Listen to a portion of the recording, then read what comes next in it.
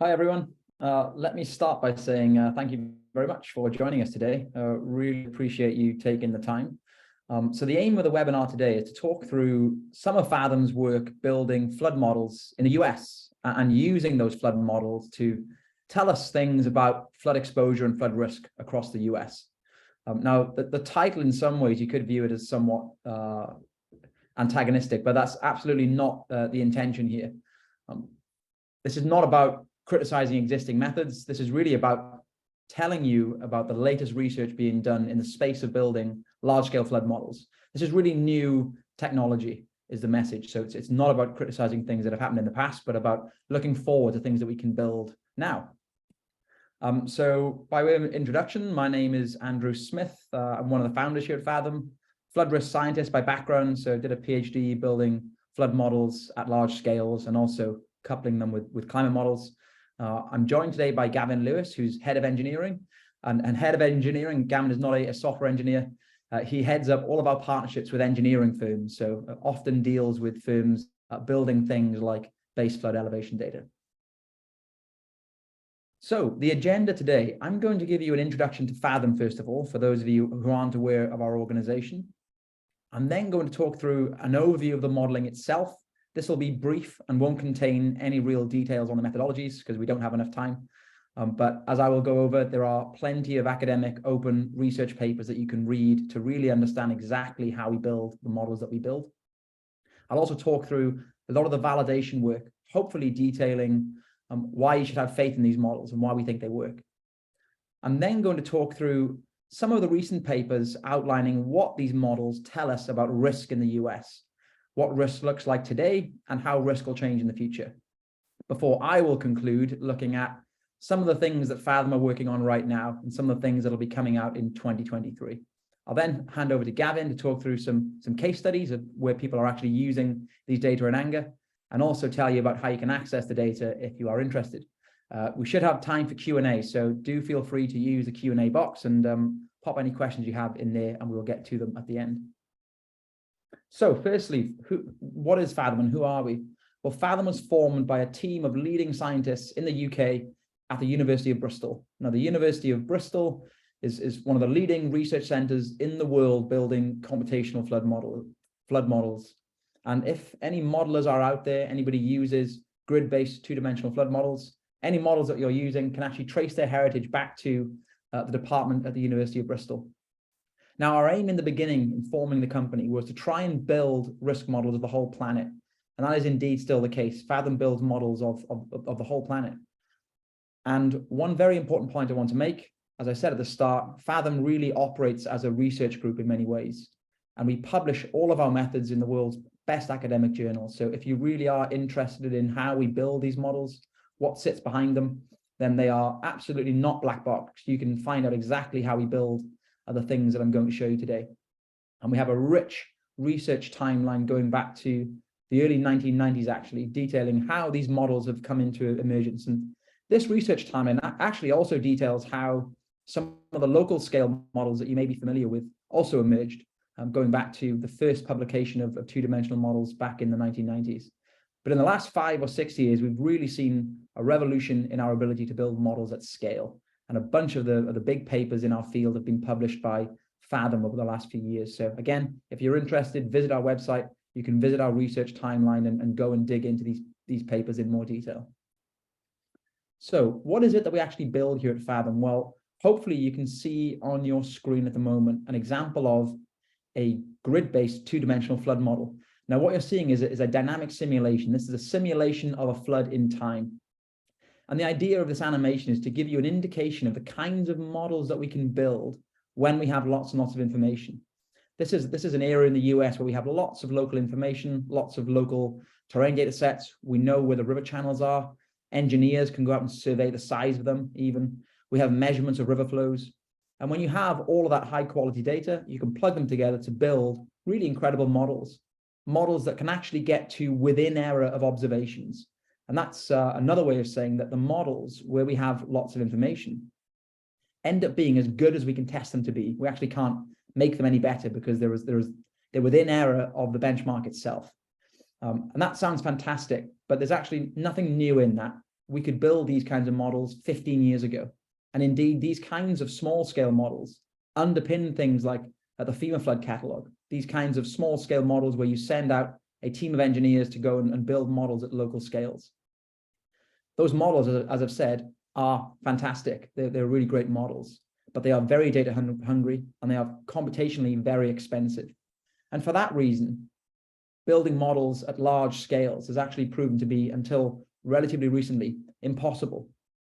The real question, challenge for our field, and I'm talking about the academic field here of environmental modeling, is, well, how do we go from building models at local scales of individual river reaches or of an individual town? How do we go from that to, well, every single river in America, for example? How do we bridge that gap? And the fact that we can't bridge that gap results in the problem that you're seeing right now. This is an example of the incomplete patchwork of flood maps in the US. The fact that we haven't had comprehensive data has meant that only 60% of the US is actually mapped officially. 40% is actually not mapped. But in fact, when you go into those areas where mapping is deemed to have occurred, what you see is that most of the small waterways are not mapped. It's only larger rivers that have been mapped.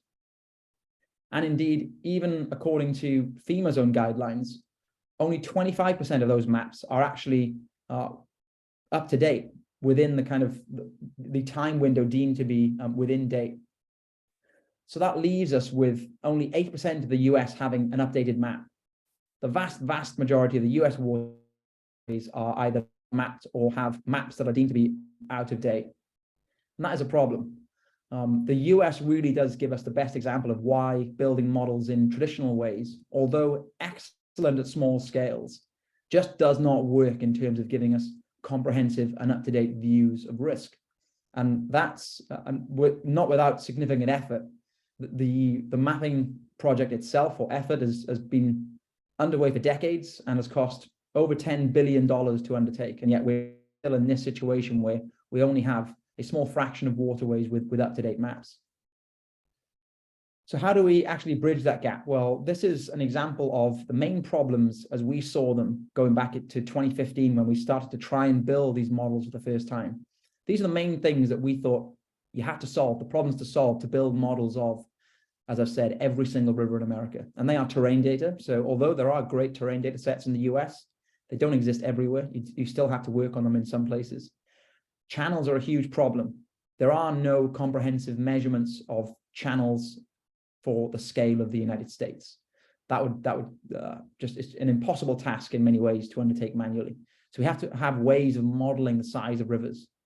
We also have, although there are thousands of gauges in the US, we have no way of having measurements of river flows for every single river in America, for example. So defining the boundary conditions of these models is a huge problem.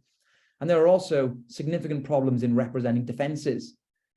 Defense records themselves are estimated to be around 30% complete. We don't have comprehensive records of where all the defenses are, and indeed how big they are or what they defend to. And the last 2 points are really kind of in the modeling weeds slightly, but if you're building models of all of America, again, you can't have teams building these models. The scale is just too large. So there has to be some form of automation in the model building, and they have to be really efficient. We're solving complex physics at high resolutions at large scales. So you have to try and build these models that represent the physics correctly. You need the appropriate amount of physics in these models, but they have to be solved really efficiently. And these are all the problems that Fathom have been working on now for the past decade. Again, if you want to look at how we solved each of these issues, we have quite a rich history now of academic papers defining how we do this. But the result is that we are building models, not just of the US, but of the whole planet. And in the US, our models are at high resolution. We can produce models at 10 meters and lower in some cases. And we cover all major climate-driven forms of inundation across the US. One of our recent papers is referenced here on the screen if you'd like to, again, dig into some of the methods behind these models. The image on your screen right now gives you an indication of what the outputs of our models can look like. And we have a comparison here between FEMA data and a Fathom model underneath. What you can see here is, I think this is a nice indication of a problem that I mentioned earlier, and that is that the models kind of compare favorably in areas where they exist together. But actually, you see lots of the smaller headwater regions are just missing from local scale studies. So we can build these models, and when we look at them, they look sensible. But one of the things that we spend a lot of time here at Fathom doing is validating the models, trying to see whether do they actually work, how do they compare against benchmark data. And a point I made at the beginning of this presentation was that this is not about bashing existing methods. It's not about bashing small scale modeling studies. They are the benchmark. They are gold standard models in many cases. And what we've done here at Fathom is try and validate our models against those. And we did this actually with the first version of our US model going back to 4 years ago. And we compared our model against all of the flood maps in the FEMA catalog in a project undertaken in collaboration with Google. And what we found was that our model largely replicates the FEMA catalog where it exists. Where the two data sets exist together, they give largely the same answer.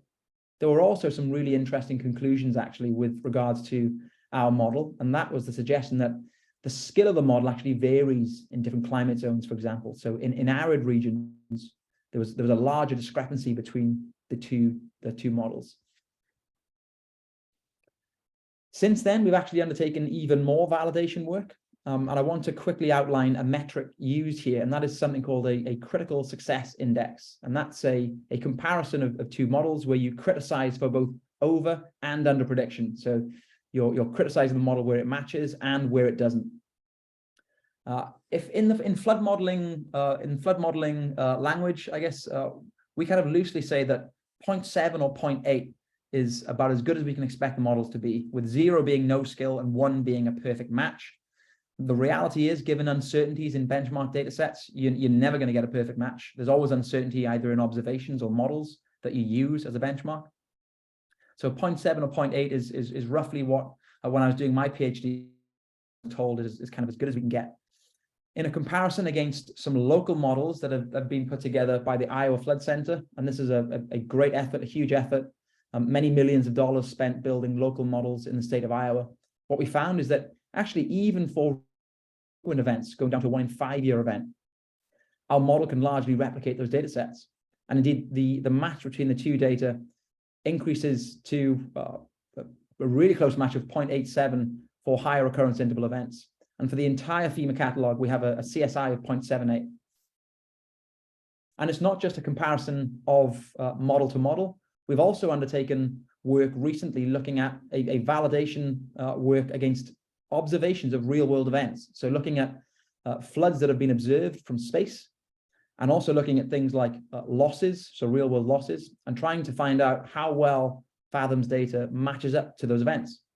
What we found is that in a comparison against 9 observed flood events, we had a CSI of 0.87. So again, a really close match between our model and things that we were observing in reality.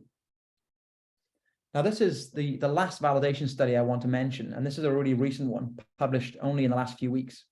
And this is a research paper we published in collaboration with the US Army Corps of Engineers, and it was a comparison of 3 different models against a standalone benchmark data set. And the benchmark here is, again, an observation of a real-world event. So this is an effort to try and find out how well 3 models can replicate a real-world event. And what we found is that Fathom's model and local HECRAS models, so the kinds of models that often are used to build FEMA data, give a really close match in terms of absolute error. And this, hopefully this is indicated, or you can see this with the graph. So what you want here is your blue dotted line to be perfectly aligned with a red line. And what you can see is that the HECRAS model there's a good alignment, and there's also a good alignment for the Fathom model as well. In the middle, we have another modeling technique called auto route, or the hand method, which is a model that has simplified hydraulics. And as you can see, it doesn't work very well at all. I think the interesting thing here is that the errors between the HECRAS model and the Fathom model are seemingly quite similar. But crucially, I think that the errors are different.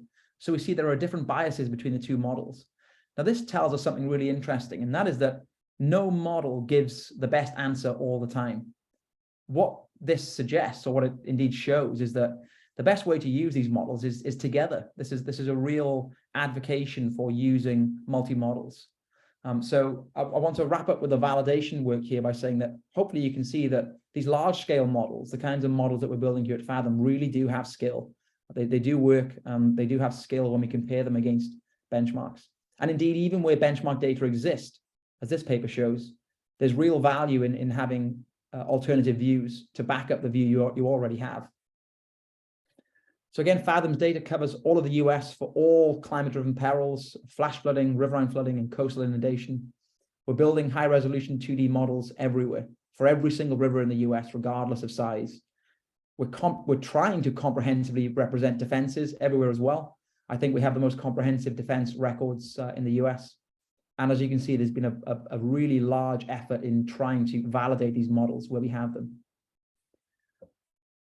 But I will say this, even if local models could obtain comprehensive coverage, I would argue there's still a huge problem with those kinds of methods. And that is that you can't update them. These models, the engineering kind of models, are snapshots in time. And every single year we get new observations of extreme events. And that changes our understanding of frequencies and magnitudes of the events themselves. And in conjunction with that, we're also living in a non-stationary climate. If the climate was stationary, it would be useful to update the models. I would argue it's actually critical to update the models, given the fact that the climate itself is changing. And climate change is indeed anticipated to significantly alter the extremes in the hydrological cycle. There are good physical reasons to assume that, even down to simple physical laws like the Clapeyron law. We expect that flooding will amplify in many regions across the globe. So a big question for us as scientists is, well, how do we actually couple local scale, high resolution, data hungry flood models with climate models? How do we actually bridge that gap? And that has been a huge effort of ours here at Fathom. We spend a lot of our time now working with leading research groups around the world, and indeed internally, trying to define the most appropriate ways to couple flood models with climate models. And if you're interested in how we do that, I would urge you to go and look at our climate dynamics webinar. It's another webinar that's online that you can go and watch that details how we actually have gone about building a climate framework that can give you answers on future climate. And we are building those models of the whole planet. So I want to move on now to what these models tell us about risk in the US, both today and in the future. So first of all, looking at risk today, going back to the first version of our US model, one of the things we did after validating the model and checking that we had faith in the answers it was providing was to conduct an exposure analysis comparing the population exposed using Fathom's model compared to the FEMA model. What we did here was work with the EPA and their population data to essentially conduct a risk analysis whereby we compared the EPA's population data with two different flood models. And what we found is that there was a threefold increase when you replace the FEMA data with a Fathom model. If you go back to and think about the validation slides I've just presented, where we show that where the two data exist together, they give largely the same answer. There's big discrepancy in the population numbers. This is really just down to the incomprehensive nature of local patchwork models. It's just down to the data, the hazard data in the FEMA catalog not existing. And indeed, what this suggests is that data is missing the majority of the risk. But what about future risk? Well, this is some recent research we published last year using Fathom's future models of the US. And this is work undertaken just under a single emission scenario, so RCP 4.5, looking out to 2050. And what we find is that the majority of risk, firstly, and risk here is defined as losses, so we're trying to compute economic losses here. What we see is that the majority of risk is, again, unmapped. So most of the risk is outside of FEMA flood zones. But we also see that climate change itself, under this single emission scenario and horizon, is expected to increase annual average losses by 26% by the middle of this century. So in just 30 years, we expect to see a 20% increase in annual average losses. Now, I'll caveat that number by saying there's also a huge amount of uncertainty when you're trying to define future risk. There's a huge amount of uncertainty, even from a single source of uncertainty in the climate models themselves. What you'll see is that vary quite a lot. There's also, of course, uncertainty in the emission scenarios. This is a single view of a single emission scenario. If we were to, and we will indeed in the future, look at alternative emission scenarios out to the end of the century, what we will undoubtedly see is A, the uncertainty rise, but B, also, I think that median estimate will increase as you look at further and further out towards the end of the century. Now, this slide may actually be surprising for some, and that is that in the same piece of research, what we also did was to look at changes to other variables in a risk model. And one of the other variables we changed here was population. So this is looking at exposure, and exposure here is population. What is, if we try to isolate the different variables that we're changing, and here we're changing the climate, so we're changing the hazard input, and we're also changing the exposure. We're changing projections of population, so we're using models of future populations. What you can see is that the orange in the bar graph is the change in exposure due to climate change, and the green is change due to population growth. And what you can see is that actually it's the socioeconomic factors that are the dominant signal. If we're looking out towards the end of the century, or the middle of the century, sorry, what you see here is that population growth is expected to account for 5% of the increase in risk, and only 19% due to climate change, and only 6% due to a compounding effect where you have two of those things interact. Again, I will caveat those numbers by saying that we would expect the climate change component to increase if you look further out into the end of the century, or if you use a more extreme emission scenario. But it is really surprising that the dominant source of increasing risk here is the demographics, it's population growth. It's actually 4 times more important than climate change if you're looking to the middle of the century. So that can be, in many ways, depending on how you look, it could be a good thing or a bad thing. I actually think that's a really positive thing to note, because if you think about the data we're talking about here, I'm talking about comprehensive flood models that have skill. I would argue that we already have the tools in place to avoid the majority of future risk. That's my take home from this graph. We can avoid that green bar graph there using the data, or the kinds of data that Fathom are producing and others. So where's the tech going? Where are these models going over the next few years? Well, excitingly, we're actually already working on the next generation of our US model, and it's coming out this year. And there are some major updates to various components of our hazard model. One of those being terrain data. So we've had a lot of success in the past few years in collecting more and more very high resolution and high precision, and indeed accuracy data sets across the US. Gavin will talk in a moment about a project in Texas, for one. We have now laser altimetry data for the entire state of Texas. We also have major updates in Florida and other parts of the US as well. So major updates to terrain data. We also have a brand new way of representing channel sizes. So we've worked on, in the last few years, a dynamic channel solver that allows us to implement our assumptions on how big rivers should be in a more appropriate way. We also have new machine learning based methods now to define how much water to plug into the discharge models themselves for the riverine flooding. And we have machine learning based models defining how we can try and represent dams across the US. There's an enormous volume of dams across the United States, and we can now try and represent the influence of those dams on extreme events wherever they exist. There's also a new coastal storm surge model being implemented, and I think excitingly, the new data will be able to be implemented under any climate scenario that you want. Fathom have been working on for the past 2 years now, what we're calling the Fathom climate dynamics. Now, this is a framework that enables you to derive flood hazard data for any climate scenario that you want. That can be any emission scenario, any time horizon, or indeed any temperature rise that you want. We can cover any scenario required by any regulator anywhere in the world. And indeed, we're also providing uncertainty levels as well. So we're trying to account for as much uncertainty in these projections as we can. And we provide those views alongside the median views as well. Just a little snapshot of what some of these data look like. So these are some of the data in Houston, and this is for 2020, and then looking out to 2050. But we can derive these data again for any scenario that you want anywhere in the US for any climate-driven peril. And with that, I will hand over to Gavin now, and I will join you again at the end. Thank you. Great, thank you, Andy, and hello, everyone. Before I get into my case studies, I'd like to encourage you to send us some of your questions that hopefully have been stimulated by Andy's talk. Please put them in the Q&A panel and we'll be attending those questions at the end. So let's get into the case studies, please. Next slide, Andy. The first case study today is really looking at the St. Louis Eco-Urban Assessment Tool.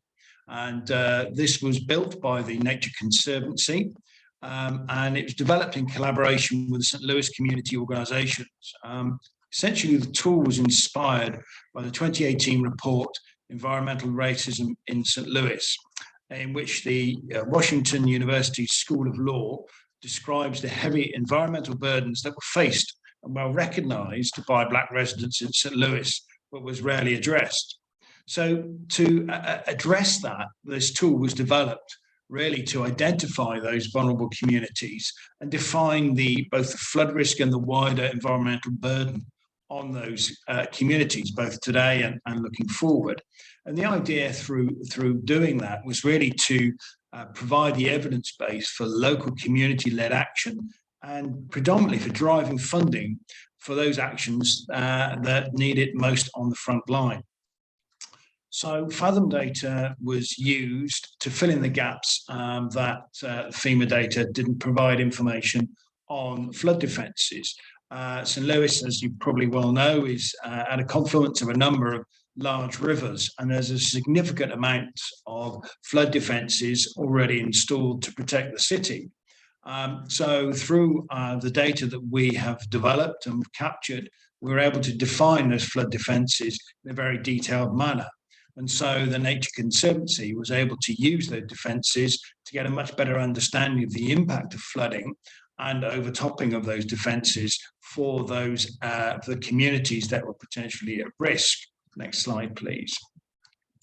One of the elements within the model that we looked at, where they were overlaying a series of flood layers, was also other environmental impacts. And we were able to, next slide, please, to look at how our data was impacted in real world events. So there was significant flooding last July, and we used that, the data that we could identify online to validate our flood models in St. Louis for this particular platform.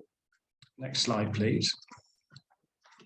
So one of the key things that was identified were that there was very high risk neighborhoods belonging to that were living that people with low and moderate incomes lived in, and over 78% of those residents were either Black, Indigenous, or people of color. So this is really giving a very detailed set of tools into the hands of the people that need it to identify those areas at risk and try and work together locally in their community to overcome those risks. But it's certainly around having that evidence base, which is really, really important. Next slide, please. The second in our case studies is looking at the Risk Rating 2.0 project that I'm sure a lot of you are aware of. Essentially, it's an update to the National Flood Insurance Program. And the idea of Risk Rating 2.0 was to really reflect much more detail and much more appropriately the flood risk to properties across the US. And it was a joint partnership between FEMA and the US Corps of Engineers.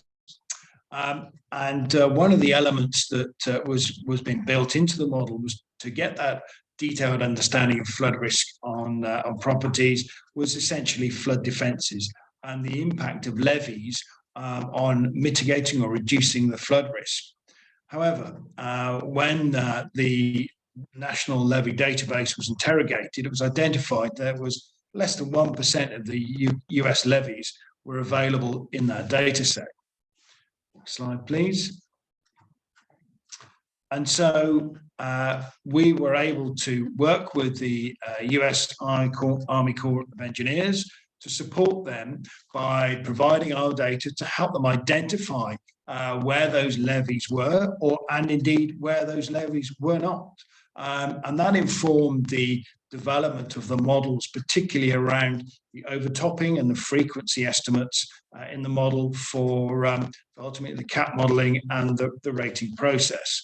So by providing access to our data, FEMA and the US Army Corps were able to have a better understanding the protection standards across the US. Next slide, please.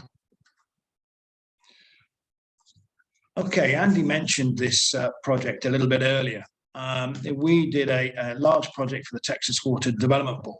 And this really started on the back of Hurricane Harvey in 2017, which significantly impacted the majority of the state. And on the back of that, the state legislative realized that actually the whole state wasn't in a state of preparedness for future events. So they set about doing a lot of research to devise a strategic plan to ensure that the state was ready and could protect itself from similar events. However, part of the issues through this study that they did was identify that there was a significant lack of data to start modeling and understanding the impact of flooding across the state. Indeed, 63% of the state was unmapped. They'd set a quite stringent timetable to look at working with regional flood planning groups to produce the first cut of a regional plan by January of this year. So you can see the image here where they essentially, the Texas Water Development Board, pulled in all the available data and developed what was called a floodplain quilt. And that was BLE data, various other data sets from FEMA and their own internal data. And you can see there was a lot of data was available, but it wasn't comprehensive and it wasn't consistent across the state. Next slide, please. So this is where Fathom were asked to join the project. Essentially, we developed a new flood model for Texas. First of all, we took the new LiDAR data that had been captured for the whole state. We ingested that, cleaned it up, and developed a totally new digital elevation model, a 3-meter grid spacing for the whole state. We then took that model and ingested it into our modeling framework and developed a new, broad, consistent flood map for the whole of the state, all within 6 months. Next slide, please. And we can see here in this image that overlaying the Fathom data on the existing floodplain quilt, we are able to identify a lot more of the flooding risk across the state, similarly to the work that Andy had talked about earlier in comparison of our data to FEMA. So this was very successful. The data now has been passed down to the regional flood planning programs. We were lucky enough to be in Austin last month and meeting with a number of the leaders of those regional flood planning groups. And they were talking very positively about the Fathom data and being able to actually get down at a very detailed level and understand the flood risk for their communities and start putting operations in place and plans in place to reduce the impact of flooding both today and going forward. And we're now looking at the next phase for the project with the Texas Water Development Board. Next slide, please. So we've given a couple of examples there, a fairly broad, 3 examples there, a very broad scale. One of the other areas that our data can be looked at is for site selection and assessment, both screening at a high level where you may have a portfolio of assets spread across a very large area. You can screen those assets and categorize them at the ones that are most risk from flooding. But also you can do a much more detailed analysis for sites, looking at the different types of flooding and the impact on those sites. So the idea that using Fathom data, the US data and all the global data is really to give a consistent view of the impact of flooding both today and for future climate scenarios across a range of different assets. And this can really speed up a lot of the initial processes for site selection, screening, and validation. Next slide, please. So solar farms are a great example of how Fathom data can really be used to speed up the site assessment and selection process. Fathom have been working with a global solar energy company to provide flood hazard maps for their site selection and indeed acquisition due diligence process. And then also using that to design those sites accordingly. And this example is a site that they had acquired. They overlaid our data, and you can see the impact of the pluvial flooding on the solar array design. Now, obviously, it would be ideal if they'd done that before this site was developed and constructed. However, but through the use of our data, rather than abandoning the site, they actually used our data to remodel the solar array and continue to make the site more viable, particularly under the impact of flooding, and so making it more sustainable. So by using our data in these rapid assessments, due diligence processes, we can really speed up the flexibility and the efficiency of these overall methodologies. Next slide, please. So how do you get hold of our data? Well, we've a number of ways of actually providing access to our data. Next slide, please. Firstly, if you're a large user, you may want to hold the data on premise. And we have a number of clients, particularly in financial services, insurance, and asset owners that hold our data locally and querying it, particularly if they've got countrywide or global coverage. So we can access it on premise. We have a number of partners listed here that we work with that take our data, combine it with other data sets, particularly in the climate analytics arena, and provide that data out through various interfaces and APIs into your platforms. And the third way of accessing our data is directly through our own API, where we can provide data at a site-specific location or at a much broader scale, both for current climate states, but for future climate scenarios. So this is essentially delivering that climate dynamics framework that Andy talked about earlier. Next slide. So that's a quick run through of some examples. I see we've got some questions. Please send us any more questions using the Q&A panel. We're having a number of other events, both online and we are at a range of events this year, particularly at the ASFPM conference in Raleigh in May. So we look forward to speaking to you, some of you there, if you're able to make it. I'd encourage you to contact us and register for our newsletter as well, because that's a great way of finding out all the news and the science that we'll be rolling out going forward. So let's look at the questions here. And so we've got our first question, Andy. Let me read this through. It's quite a long one. So Brett was wondering if anyone had any thoughts on why Fathom appears to overpredict floods for the Clear Creek watershed for Hurricane Harvey, as discussed in the paper, and also comparison of estimated flood exposure and consequences generated by different flood-based inland flood inundation maps in the paper. Yeah, good question. So this is the paper with the 3 graphs I showed. Hi, Brett. I hate resolution is always quite misleading. I think in flood modeling, it's like an easy way to kind of claim you have a good model is to claim it's high resolution. So I often try to avoid saying that resolution has anything to do with accuracy, but it probably has here.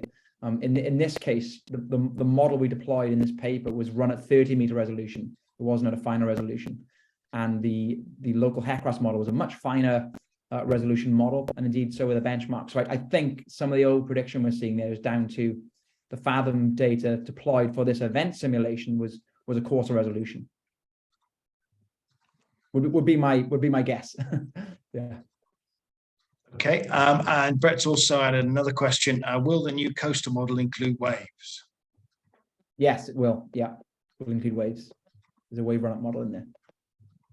Okay, thank you. Right, a question from Harry here. Thanks for your side of the talk, Andy. I'm curious to know how model flood risk from the Fathom model is used to quantify average annual losses as shown in the map of the US. Yeah, sure. So with annual average losses, one of the first reasons we can do it is that the Fathom model is simulated a whole bunch of probabilities. So it's not just a single sample in the probability space. We run in the previous version 10 different recurrence intervals. So going from a 1 in 5 year event all the way through to a 1 in 1,000 year event with a bunch of stops along the way. So we have a few different samples of the probability space at a given point. We then integrate each of those hazard layers at every single point with vulnerability functions, and vulnerability functions essentially convert your hazard magnitude, often in flood modeling its depth, into an estimate of loss. So what we end up with then is a bunch of loss estimates in the probability space, and then we can summarize those or average them then to give you an annual average loss at a given point. One of the things to say here is that work is defining annual average losses in isolation. So it's not telling you anything about spatial dependencies. Something that's entirely missing from this presentation is our work building catastrophe model. So we not only build static views of hazard everywhere and static views of loss, we have event sets for the US as well. We have a catastrophe model that gives you many thousands of years of plausible events. So we can also give you correlated losses as well. So we can correlate annual average losses across things like different portfolios. Right, thanks, Andy. So next question from Daniel. I think I can answer this one. Are there any sample areas of interest of Fathom data we can evaluate, perhaps in St. Louis? Yeah, Daniel, you can. If you want to email us or email myself at g.lewis@fathom.global, we can sort out some sample data for you.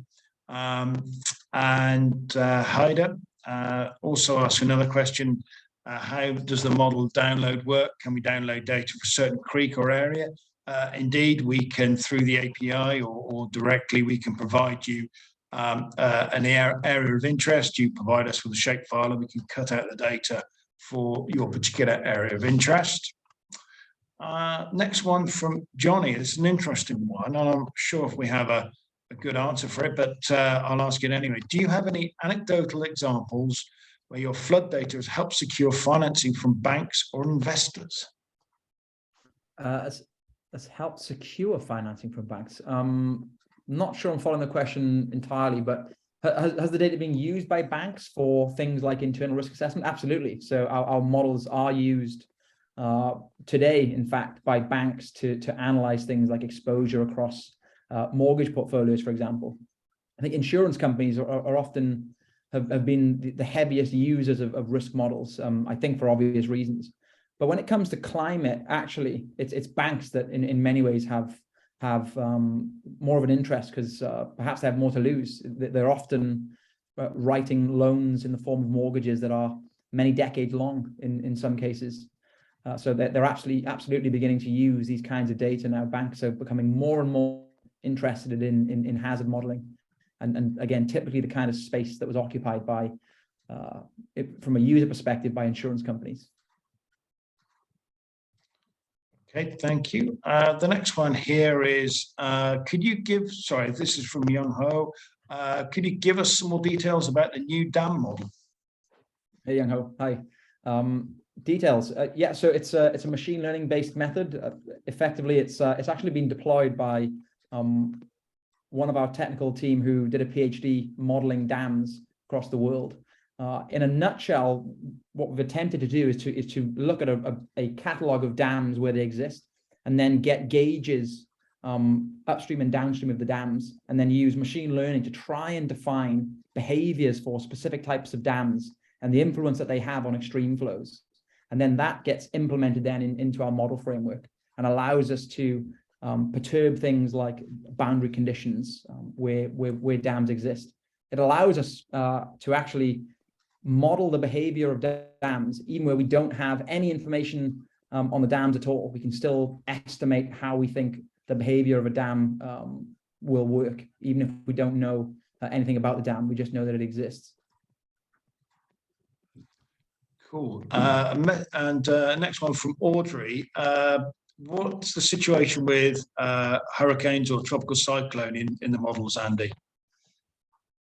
So at the moment, they're represented by they're replicated in the observed record, so they exist in the gauges themselves. We also have a new global tide surge model that attempts to simulate and replicate the presence of tropical cyclones on storm surges everywhere. We'll be doing more work on this actually this year. So in the next version of our US catastrophe model, you'll be able to split out things like TC and non-TC events. So you'll be able to explicitly kind of define which events are because of tropical cyclones and which are not. We'll be simulating those things, or you'll be able to identify which events are driven by what. And that's largely out of a partnership that we're embarking on with a company called REASC, who are leading experts in building tropical cyclone models. So yeah, watch this space with regards to our modeling there. Okay.